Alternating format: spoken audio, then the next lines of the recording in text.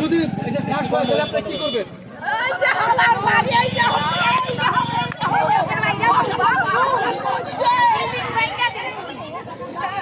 নানি কি করবা? নানি কি করবা?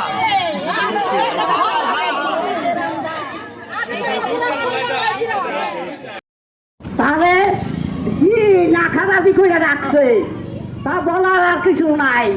কথা কি আমরা নামাজ পড়তে পারি না, রোজা করতে পারি না, বাজনা বাজায় আর যত অকাম কুকাম এই জায়গায় করে, যত মূল্যক কর আর যত মূল্যকর আবি যাবি যাইয়ে হেনে, এটা আপনার কাছে অনুরোধ আপনারা সেটা বন্ধ করে